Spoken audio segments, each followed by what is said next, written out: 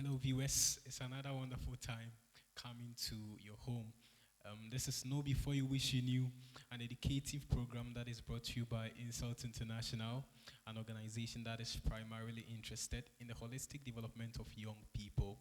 And I would like to let you know that Know Before You Wish You Knew falls under the Global Young People's Empowerment Project of Insult International. My name is Uncle Ben, and I happen to be your host for this edition. I have with me in the studios two mighty men whom we started with in the first session, talking about what to do with one's youthfulness. And we are here today to continue the discussion. I have with me Mr. Chedate Samuel, the founder for Chetsom Foundation International, and then Mr. Afna Atta Raymond, co-founder for Raised Initiatives. All right. So, as said earlier on, we are looking at how to be fruitful in your youthfulness, what to do with your youthfulness. Mr. Afna, what causes young people to misuse their youthful days? What are some of the causes of this? I'm a young person. I'm supposed to make the most of the time. I'm supposed to be fruitful. I'm supposed to make impact to cause change. What are some of the things that could cause me not to be fruitful? Okay, most times, I move straight forward. That's All right. So this, I wouldn't keep much time on this particular question. There is a say that you are who you are according to the book you read, the people you associate yourself with. When you read garbage, I said it is garbage that comes out. When you associate yourself with bad people, it is bad stuff that comes out. So just as you ask the questions, so I would say it's what you read and the people you associate yourself with. Wow, wow. That is very deep, but made snappy. So when you are misinformed, when you are not informed rightly, and then when you have company with the wrong people, Charlie, your life will be something. So young people out there, this is deep. The kind of people we associate with and the kind of information we feed ourselves with affects how well we are able to make the most of our youth. Wow. Mr. Date, Yes, is sir. there something to add? Yes, sir. I think basically when it comes to that, can you ask the question again? All right. So, what are some of the hindrances to being useful in your youthful age? Or what keeps young people from making the most of their youth? Okay. So basically, I think it has to do with three things. Wow. And then I just want to put in this way, like why most youth or why most Christian youth fail. And the first one has to do with most people are not able to do that because they fail to put God first. Wow. Matthew chapter 6 verse 33, the Bible says that seek first the kingdom and righteousness, and all other things shall be added unto you. So I believe that the reason most people fail is because we refuse to put God first. The second one has to do with we fail or we are unable to make the most of our time or even make it more useful because of our mindset. Wow. So the Bible says in Romans chapter 12 verse 2 that be not conformed to this world, but be ye transformed by the renewing or renewal of your mind. Also. Right? So one of the things that I believe in is that most people fail. Most people are not able to become successful because of our mindset. A lot of young people in Africa, and I'm very humbled to meet a man who's transforming Africa here Champion. this very time. A lot of people in Africa have dependency mentality. We think that this our uncle pays my school fees, so all the days of my life, dependency mentality. And when you do that, it is a signal or it's a sign that you can fail anytime. And then another thing is, most young people have parasite mentality. Most of the time, when we have associations or relationships, what we look at is what we will get, the food we will eat, the money they will give us. If people or if young people are not able to, or if they don't get something from anything that they do, they won't do it. So we have that kind parasite mentality, and we have that kind of dependency mentality. So if maybe now you wake up, you go to maybe your workplace or your school, and you come back and you realize that unfortunately, God permit, your parents are no more, they are dead and gone. What will you do? What are things that you think you can still do to survive? And then the last thing is, most youth fail because of excuses. And I would like to share a story about a man, a very poor man, who had two sons. And one of the sons grew up to be very successful. And one of them, it was like a country. So one grew up to be very successful in that country. And one also grew up to be very poor, like one of the most poorest in the country. So this, it triggered the national television to visit these two sons. So they first went to the poor son and they said, why have you become so poor? We have recorded, like Guinness Book of Record. You are the most poorest in this country. And why? And he said, my dad was poor. He could not take care of me in school. He could not support me financially. So I had no option than to be poor. Then this same television station went to the richest man. They went to him and they said, why have you become so successful? And he said, I had no option. My dad was poor. He could not take care of me at school. So I had no option than to fight and become successful. These two sons have the same opportunity. They had the same problem, but one made the problem to smash him and bring him down. Powerful. And one rose above the situation. So I believe that if we can put God first, if we can change our mindset from like Africa, we have Charlie, when we are voting for like even a particular party, we are looking at what the party can do for us, what the president can do for us, and it's not what we can do for our country, what we can do for the continent. So if we can change that dependency mentality and that parasite mentality, we can become successful and make the most out of our time. And then lastly, I said that we have to avoid excuses. Oh, the reason I couldn't do this, the reason because I am, and let me tell you, I'm from Techiman here. Okay. I'm from a village called Tra. Take me there. That's where I'm from.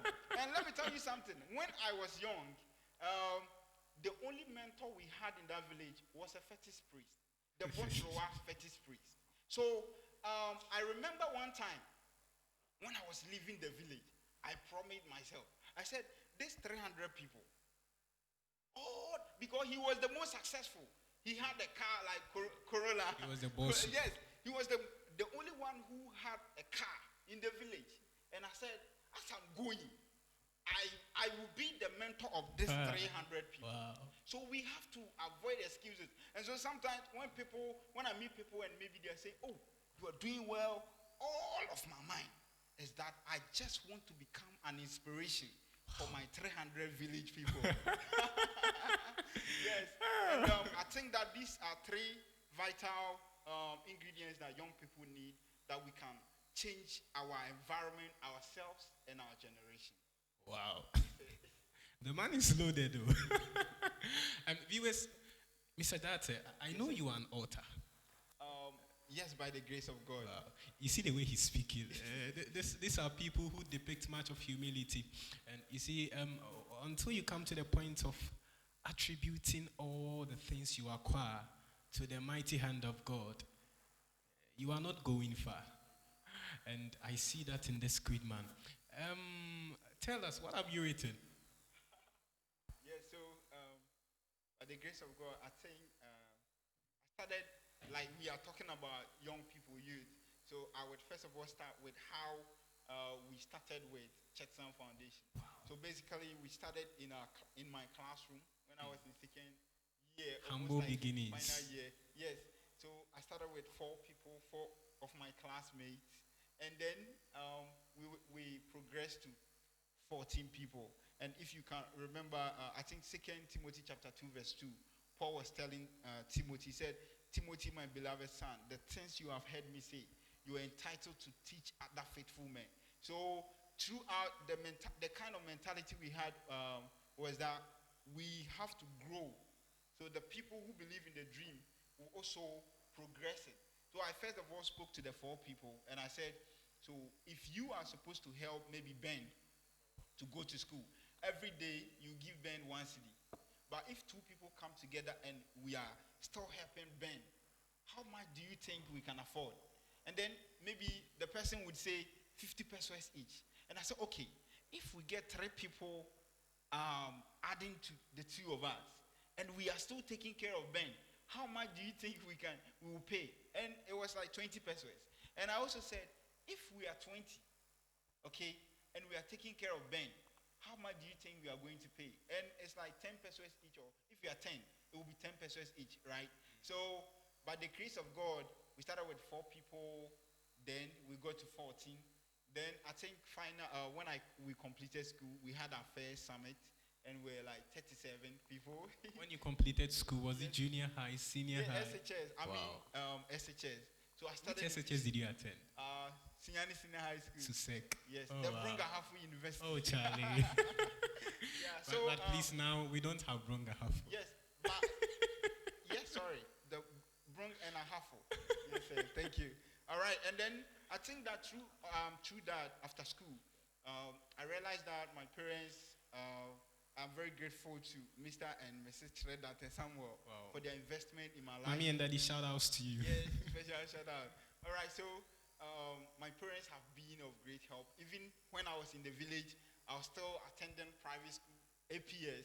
So I attended APS in Techiman as well. So now, after school, I realized that my parents were really there for me. My grandmother was pampering me.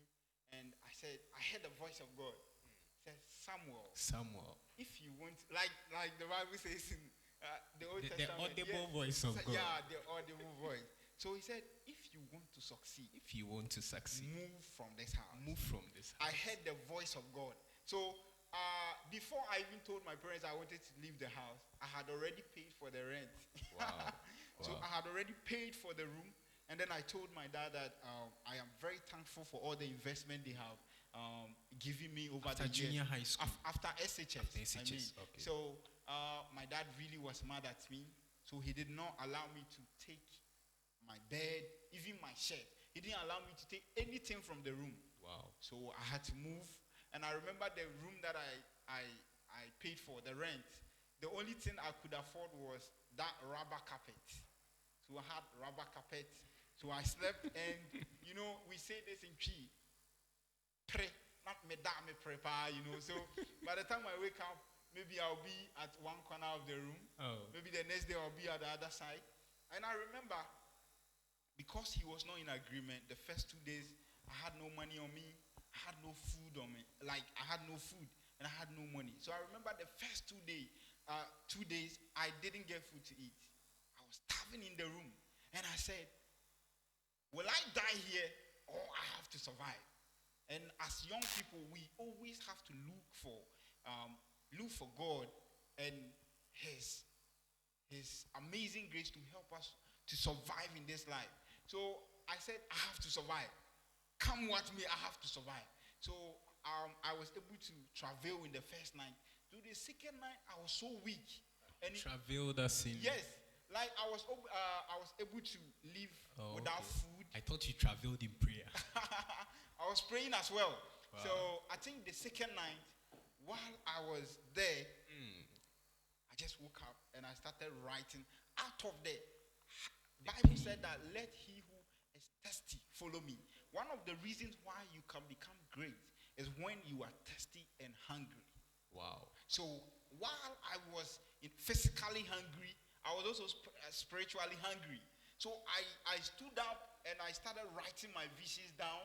And then I remember I started writing. I saw one day I took my grandmother's medicated lens. So I kept it on my eye, and I had 2 experiences.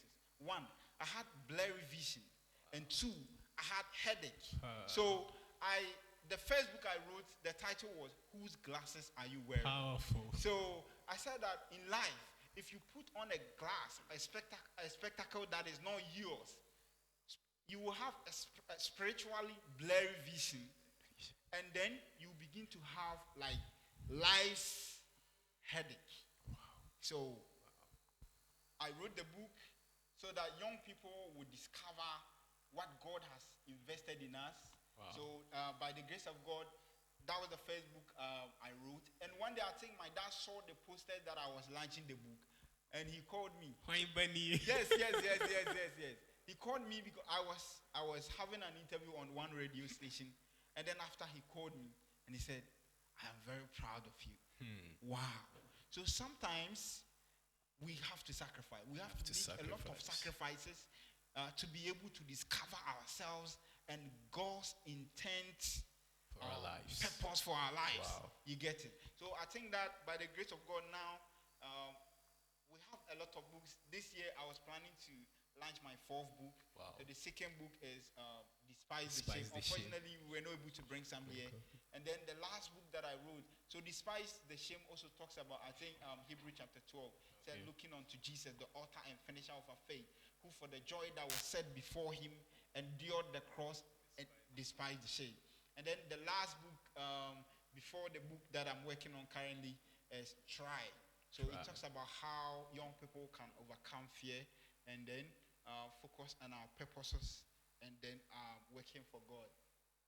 Wow. Right. Mighty man. Yes, sir, thank you. So at the moment you have 3 books to your credit. Yes, sir. Despise the Shame, Try, and then Whose Glasses Are You Wearing? This is an inspiration. Mrs. Date, I want you to talk to young people out there. Someone might be thinking that Chetsam is a married man who has built a family, and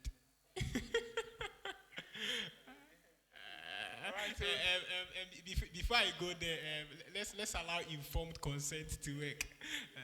There is this thing in psychology, informed consent, that does not permit someone interviewing you to go into certain aspects that you are not comfortable with. Mr. Dat, are you comfortable with this? Let's go. All right. So someone might say, Mr. Trader to Samuel is probably an owner of a multi-million dollar company or whatever. What is your present level in life in terms of academic pursuits and then employment? Wow. So basically, I always say I'm a potential teacher because I love to teach. Wow.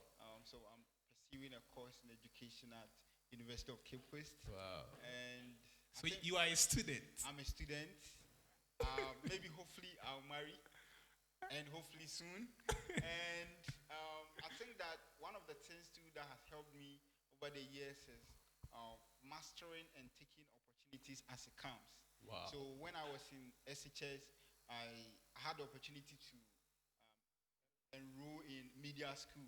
Oh. So I have a diploma in media, media studies, and maybe hopefully I love to be in the media scene. So maybe hopefully I'll try to pursue something close to media And put up a TV station as well. Amen. Yeah. This is prophecy. Amen. I receive it. So what?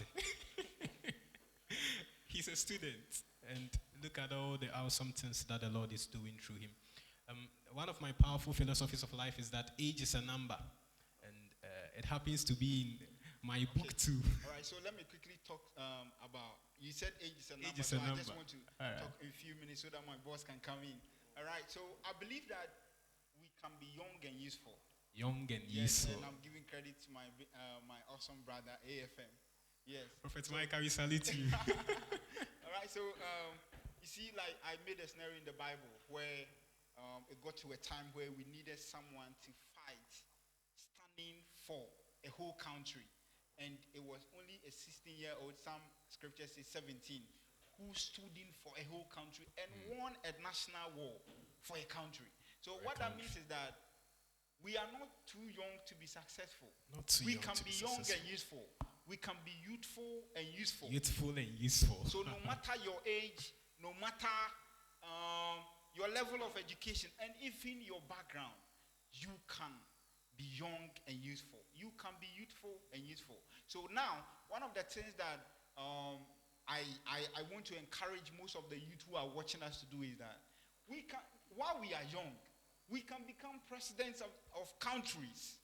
Let me tell you, I read something about Coca-Cola. Okay. The one who started Coca-Cola when he started Coca-Cola, he was below 20 years. Wow. And he realized that his focus was Africa. Every year, okay, Africa, we produce 40,000 tertiary graduates. And about 10,000 are able to get jobs. Wow. 30,000 young people in Africa It's a false balance. and end up unemployed. So this young man's focus was that he wanted to target the young people of Africa. And every year, Coca-Cola employs 20,000 people in Africa. Wow. Including those who are carrying, those who have other small, places where they are selling cokes and all that. So I believe that we have to be generational thinkers. While we are young, we can do great things. God can achieve great things. And I believe that there are many people in the Bible where they did great things. In their youth. And another one, lastly, has to do with a man called Methuselah, right? All right. Methuselah, the scripture says he had like 669 years. Okay? But all that we know about Methuselah is that he has a son called, I think, is it Enoch? He relates to Enoch or Seth or something like that. All right. That's all Enoch. Good, thank you. So the only thing we know about Methuselah, of all the long age he had, was that he had a son called Enoch. But there was a man called Jesus. He was at the age of 30. Okay? And he won the impact he made. When you take 30, Jesus left at the age of 33. The impact Jesus made. Within 3 years. If you divide 669 from 33, it's like you get about something out of the ages. And he could do nothing. So wisdom is not in gray hair. Wow. While we are young, we can make it. We can be great. Big time. One day we will be great. And the good news is that we will know each other. Sure. You get it? So let's look and believe that we can be great. Wow. We are great. And while we are young, Wow. we can make impact. Wow. Amen. I'm blessed. I want to just present a humble admonition to older people out there. Please don't despise the youth. By the grace of God, we are not empty-headed people. And as I was speaking, I said that age is just a number. And I go about teaching the standard. Josiah became king at the age of 8. And as you mentioned earlier on, David slayed a giant when he was very young. And we can read of several other people in the scriptures who were young but did mighty things for the Lord. So older people out there, please don't despise the youth. We are potential people.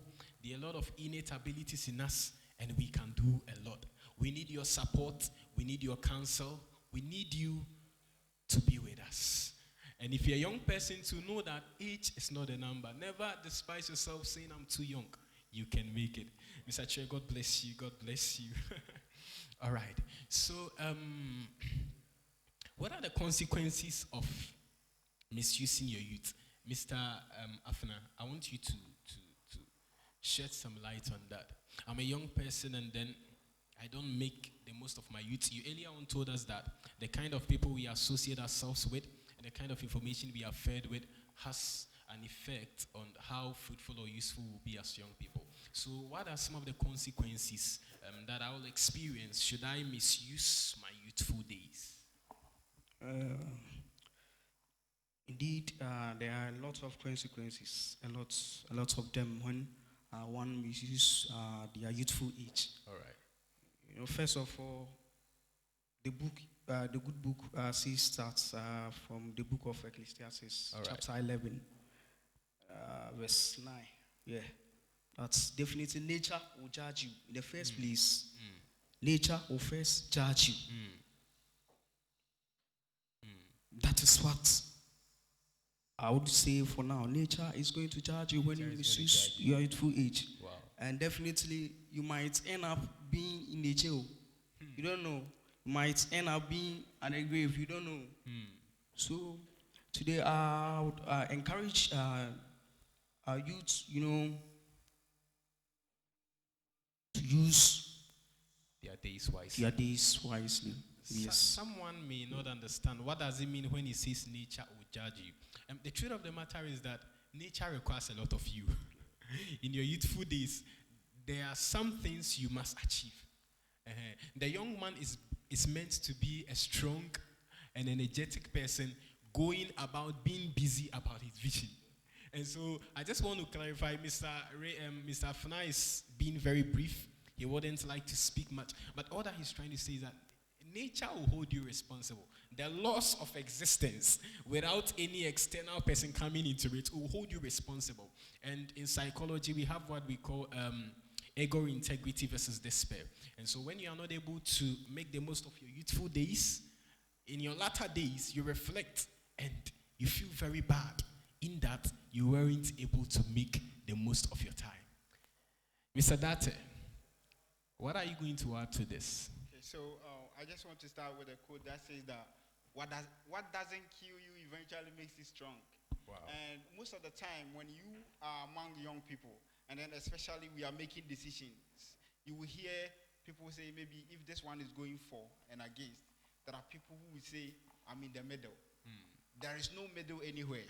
If it's either you are important or you are not important. Wow. If either you are successful or you are not successful. Wow. So it's either you are making impact or you are not making impact. Wow. And one of the things that I believe we have to do is that, you see, I met one man. I once visited a man. And then while I was communicating with the man, I was asking him a question. Then he bowed his head down. And I said, Daddy, why? He said, anytime I see you, I cry. I said, why? He said, when I was like you, I was chasing girls. I was spending money. So this afternoon, let's handle that side part. There are a lot of young people who maybe when they are known small, the ladies, they are chewing them. I want to be very gentle this very afternoon. We are chewing the ladies. So you see. With fork and knife. Yeah. And we have to be very careful, especially when it comes to youth, money, and ladies. One of the things I discovered is Sikanema. Good. One of the things I discovered is when we started Chetsam, I realized that people at a point in time were so excited to see me. They were happy that a young person is doing something like this and that. But me, anytime you meet me and say, hey, Chetsam, I say, hello, sister. You get that thing. And one of the things you have to understand is that when you are a public figure, when you are known, there are people who love you. And there are people who like you. You are young. You said what? They like you. Okay. It is not love. If you're a young man, maybe you will misinterpret a lot of things by thinking that maybe ladies love you. So the dangers of charisma. Yeah, the lady likes you, That's why maybe you say you need She credit. likes you, That's why she sends you credit. She buys food for you. It is not love. All right. And there are people, love is huge. Wow. People who love you can be judged over time. You get it? So one of the things that I want to tell the youth to avoid is that we have to really avoid fornication. You see, one of the things that bring great men down is not big things. Small things bring great men down. Wow. One of the things that collapse great destinies and great future is small things. Little anger, womanizing. We are not faithful with money. Like those small things. By the time you realize, you have fallen already. Wow. You get what I'm trying to say? So I believe that if we don't want to turn back and cry, as most old people are crying. And one of the things my dad, like my biological dad, really has been very helpful in my youthful age. He told me that when he was young like me, anytime he sees me, he smiles. He said when he was young like me, he had more money. And at first, like in the olden days, there was something that the young people used to do. They exchange gold, like those things. Okay. My dad used to work like they change gold, like you get it. Wow. And he told me that when he had money, he was using it like he was misusing the money, ladies enjoying. You get what I'm trying to say? Chewing them. Yes. So one of the things that I think we have to avoid is that really we need integrity. Because one day, somebody is going to testify about you. Sure. All the things that you have done, somebody say, oh, I know this man. And one person somewhere will just appear and say, Huawei. one time I visited like an owner of one hotel, and then while we were talking, we were watching television, and then there was this the head of one of the big ministries in Ghana, like some of the ministries, and then the person was giving a speech. Then while I was sitting there with the man, he said, "This man, he brings girls in this hotel every weekend, every month." Wow. So he was a person that I respected and in a way I looked up to. Yeah. But as soon At as that very moment, the man said that, like, something dropped. Like, I'm not saying the respect reduced, but Vetting something left dropped. you.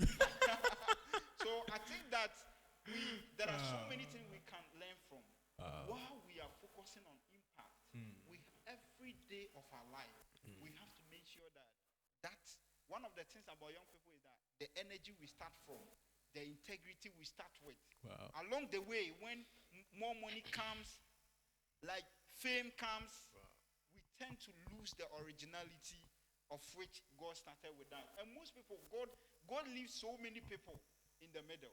Wow. You get it? So I believe that we have to, one of the things so that we don't regret is that we have to learn from people, especially mentors. There are so many mentors who have gone through so many challenges, have fallen, and they have overcome that kind of challenge that they went through. We can look up to them and be able to survive. Please, I hope you're getting me. By learning from mentors who have faced trials, who have gone through challenges, and we have to be generational. Wow. One day we are going to die. Wow. But there are visions that when maybe a founder dies, the vision collapses. Wow. So let us be generational. Wow. Where even when we are dead and gone, Wow. our vision, our dreams can still affect life. And there are countless of mentors and people that we know, like Miles Monroe, we are still enjoying from his books. There are so many people.